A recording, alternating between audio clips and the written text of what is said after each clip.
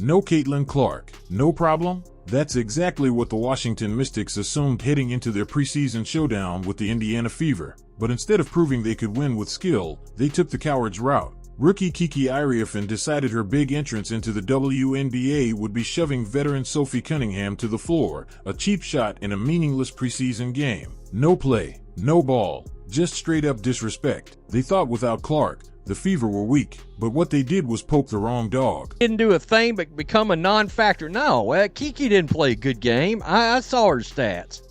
That MAGA Barbie still made her look like a fool. Sophie didn't cry. She didn't stall. She stood up, looked Kiki dead in the eye, and said, "You don't do that." No screaming, no drama, just 4 words that changed everything. From that moment, the game was no longer basketball, it was personal. Sophie flipped a switch and torched the Mystics for 21 points, shooting over 50% and grabbing 8 rebounds. Every bucket she made wasn't just a score, it was a reminder. A reminder that you don't try to punk a vet and walk away with your dignity. Or Sophie Cunningham on the bottom of your screen. You mess with this team, we have some people that are going to stand up for themselves and stand up for others. This isn't the soft Fever team that you can push around last year. That's all. Let's just push them around and bully them because nobody on that team has any to step up to us.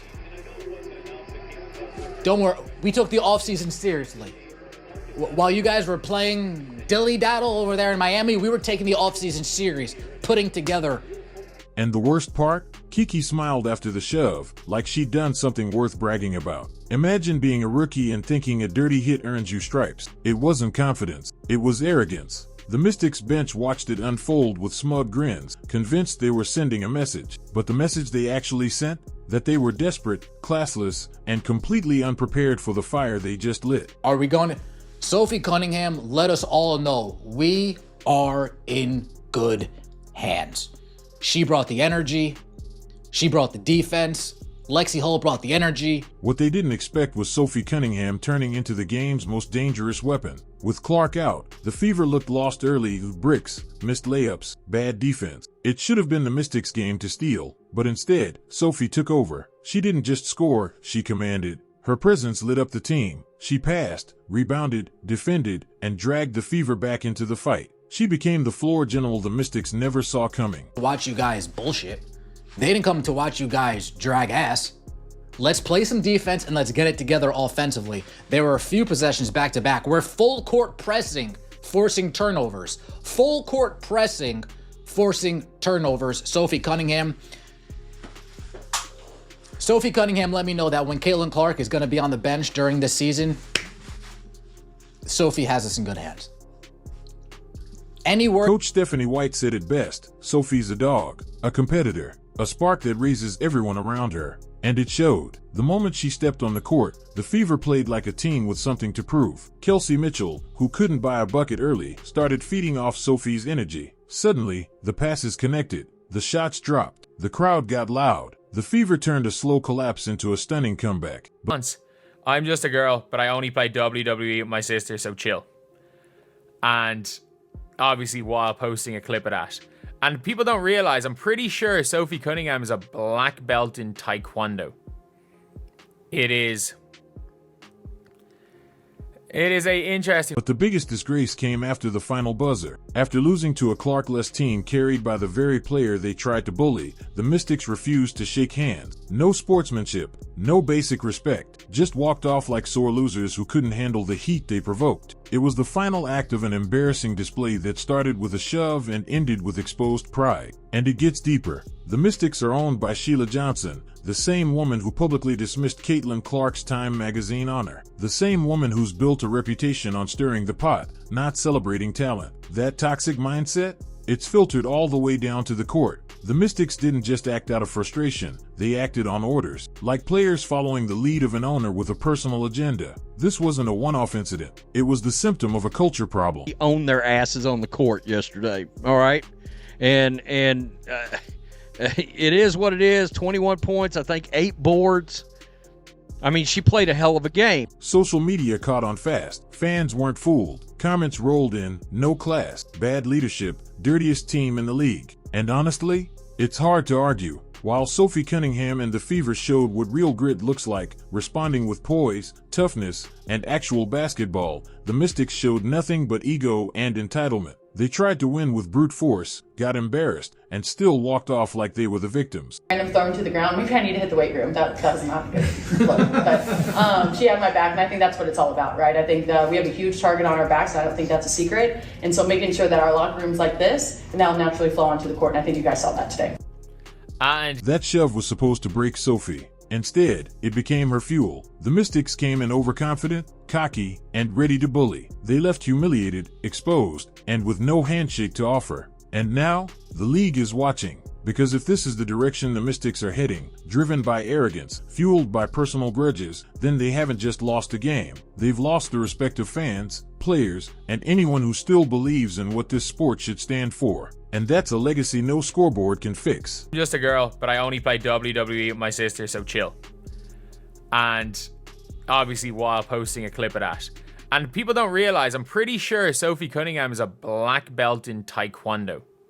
You'd think after getting humbled on the scoreboard, the Washington Mystics would at least show a little class. But nope, not even close. When the final buzzer sounded and Sophie Cunningham walked off the court with 21 points and the win, the Mystics didn't just lose the game, they lost every ounce of dignity they had left. Instead of lining up for the standard post-game handshake, they turned their backs, walked off, and refused to even acknowledge the Fever players. No eye contact, no handshakes, just pure, unfiltered bitterness. This wasn't a moment of frustration, it was a choice. A conscious decision to ditch one of the most basic acts of sportsmanship in basketball. And for what? Because their cheap shot didn't work? Because their plan to push around a Clark-less Fever team blew up in their face? It was pathetic. Real teams lose with grace. The Mystics? They lost with a tantrum. What kind of message does that send? That when intimidation fails, respect goes out the window? That when you can't win clean, you vanish without a word? That's not competitive fire. That's weak character. Their refusal to shake hands didn't just stain their own reputation. It told every fan watching that the Mystics care more about pride than professionalism. But this wasn't an isolated moment. When you zoom out, it starts to look like a pattern, an attitude that doesn't come from just one player or one bad game. It trickles from the top. Sheila Johnson, the team's owner, has already made it clear where she stands. Remember when Caitlin Clark was named Times Athlete of the Year? Johnson publicly dismissed it, fueling controversy and division across the league. That energy? It's leaking into the locker room, and it showed on that court. Fans picked up on it fast. Social media exploded with reactions calling the Mystics classless, arrogant, and straight up embarrassing. One viral comment put it perfectly: this is what happens when you let personal grudges shape your team culture. And they're right. What started as a game turned into a statement, and not the one the Mystics intended. The Fever, led by a fired-up Sophie Cunningham, showed grit. The Mystics showed ego. One team earned respect. The other proved they don't know the meaning of it. And the worst part? The Mystics didn't just walk away from a loss, they walked away from accountability. And what happened next only made things uglier. What happened on the court wasn't just about bad sportsmanship, it was a direct reflection of leadership. And all signs point to Sheila Johnson. The Mystics owner didn't just stay quiet when Caitlin Clark earned national honors, she downplayed it publicly. Instead of celebrating a rising star helping elevate the league, she chose to stir division, questioning whether Clark even deserved the recognition. That kind of message doesn't disappear, it spreads. And her players clearly got the memo. It's not hard to see the pattern. When an owner sets the tone, the locker room follows. And in this case, the tone wasn't about winning with class. It was about control, resentment, and bias. From snubbing handshake lines to throwing cheap shots, the Mystics didn't act like a team playing basketball. They acted like a squad playing out a grudge. And it all trickles down from the top. Fans didn't miss it either. After the game, comment sections lit up with one phrase repeated again and again: like owner, like team. The Mystics weren't just being called dirty, they were being called out for embracing a culture of negativity. One viral post even compared the team's behavior to running plays straight out of Johnson's personal vendetta. That's not strategy, that's poison. But this wasn't the first time Sheila Johnson's name stirred controversy. She's been accused of fanning the flames of division within the league before, choosing politics and personal digs over unity and progress. The result? A team that shows up with an attitude problem instead of a game plan. And it's starting to cost them, not just wins, but respect. And here's where it gets worse, Because the culture Sheila's building? It's not just affecting one game, it's shaping the future of the franchise. The internet didn't stay silent, and neither did the fans. Within minutes of the final whistle, social media was on fire. Fans saw everything: the shove, the smirk, the refusal to shake hand, and they weren't having it. The backlash was instant. Posts flooded in slamming the Mystics for their low-class behavior, calling it one of the most embarrassing displays of unsportsmanlike conduct the league had seen in years. But here's the twist. While the Mystics were being dragged online, Sophie Cunningham and the Fever were being lifted up. Fans praised Sophie for how she handled it all. No flopping, no whining, just basketball. She got pushed, got up, and got even. That's what real competitors do. And the Fever? They didn't retaliate with dirty plays. They responded with hustle, teamwork, and heart. It was a clear contrast. One team tried to bully their way to a win. The other earned it with grit. Comments poured in. Cunningham is a warrior. The Fever are pure class. The Mystics embarrassed themselves. Hashtags trended. Videos went viral. Even neutral fans picked a side, and it wasn't the one that left the court sulking. The narrative was set. The Fever walked through fire with dignity, while the Mystics lit the match and got burned. And just when the Mystics thought it couldn't get any worse, another layer of controversy surfaced that made their culture look even darker. While the Mystics spiraled into chaos, the Fever found their anchor, and her name was Sophie Cunningham. Coach Stephanie White didn't sugarcoat it. She called Sophie a dog. Not in a bad way, in the best way. The kind of player who doesn't just show up, but shows out. The kind who brings energy the moment her sneakers touch the hardwood. According to White, Sophie doesn't just compete, she elevates the entire squad. And that's exactly what happened. After the hit, after the smirk, after the disrespect, Sophie turned into the emotional engine of the Fever. She didn't pout. She didn't start drama. She played hard, talked louder, and made sure everyone on her team felt her fire. White praised her ability to lead by example and shift the mood of an entire locker room. That's not something you can teach. That's instinct. While the Mystics were sulking and pointing fingers, Sophie was diving for loose balls, knocking down shots, and clapping back with bucket. She made the crowd believe again. She reminded her team that heart beats hype every single time. The push didn't rattle her, it activated her.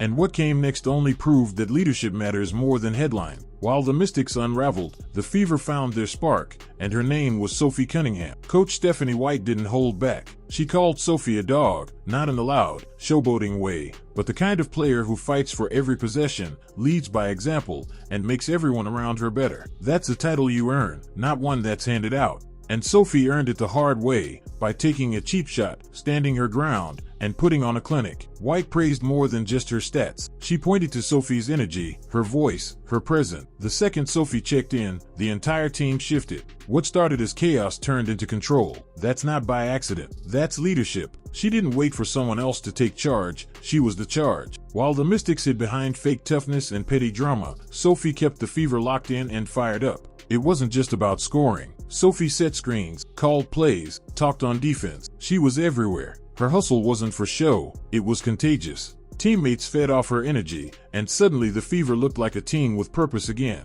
Coach White saw it firsthand. When a team is falling apart, most players shrink. Sophie stepped up. And here's what makes it sting even more for the Mystics. They didn't just lose to a good player. They lost to a leader. Someone they tried to intimidate, and ended up empowering. But that wasn't the end of it. What happened next took the humiliation to another level. The Mystics didn't just walk away with a loss, they walked away with a stain on their name. This wasn't just about a scoreboard, it was about reputation. And the Mystics shredded theirs in one night. From the shove, to the smirk, to skipping handshakes altogether, every action screamed entitlement, not excellence. And fans saw it for exactly what it was, a team that cracked under pressure and couldn't handle their own mess. Meanwhile, the Fever showed everyone what true professionalism looks like. They didn't need cheap shots or side-eye tactics. They let their game do the talking. And the one leading that charge? Sophie Cunningham. Her grit and leadership turned a preseason matchup into a masterclass in character. While the Mystics unraveled, the Fever rose, together, focused, and unbothered by the nonsense around them. The contrast couldn't have been clearer. One team lost and blamed everyone else. The other took the hit and responded with class. Fans are blind. They're tired of seeing fake toughness and fake leadership. What they're asking for now,